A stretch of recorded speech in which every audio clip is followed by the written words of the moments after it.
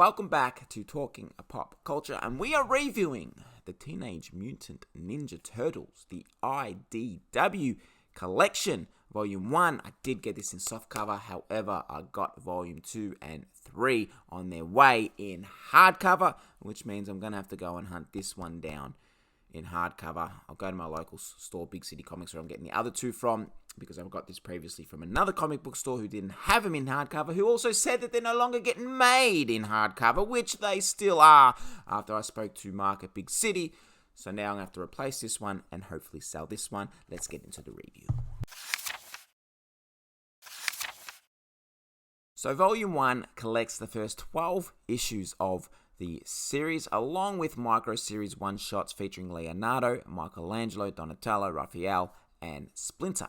Volume 1 is a refresher of an origin story, which blends a bit of the nostalgia and the classic Ninja Turtles. So if you're new to the books and looking to start to read the Ninja Turtles, this would be a fantastic starting point. In Volume 1, all the characters have a perfect amount of character building, and obviously the one-shot micro-series helps with the character building as they're scattered throughout the book. They're not continuously done. I really enjoyed the way Casey and April were brought together in this book. April wanting self-defense courses where Casey helped with that, and in return she would help Casey with his tutoring. The bromance we get with Casey and Raph in this book is extraordinary. Absolutely loved it. I actually love the development that we get of Casey throughout this book. We get introduced to a new character, Old Hob, who I really enjoy, and I really do hope that we get more of him going forward, and I would assume so because I've seen one of the covers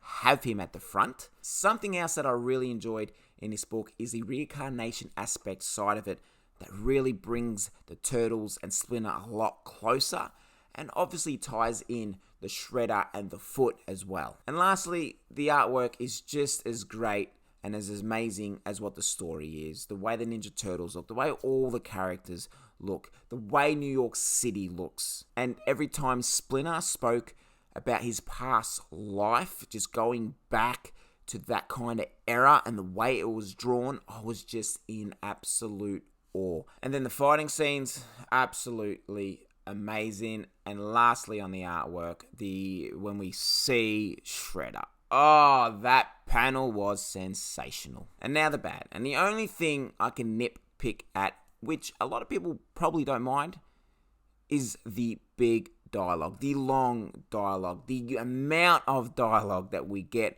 on some of these pages. When I see long dialogue, my mind tries to read it quicker, and then when I get to the end of the page, I can't even remember what I read, so I go back and read it again, and sometimes I read it 2 or 3 times. My mind just can't process so much writing, hence why I struggle to read novels. But all in all, this is a start to a fantastic series from what I've heard. If you have never read The Turtles, I highly recommend you jump on this series and start here.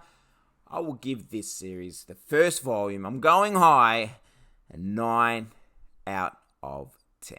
And if you read this book, let me know your thoughts in the comments section below. This is non-spoilers, so if you are going to talk spoilers, be sure to put a little emergency sign. People know you're talking spoilers so we don't ruin it. And if you haven't done so, hit that subscribe button. Once we hit that 500 subscribers, we're going to give away multiple prizes, some books or some Amazon gift cards if you don't like the books, whatever you prefer.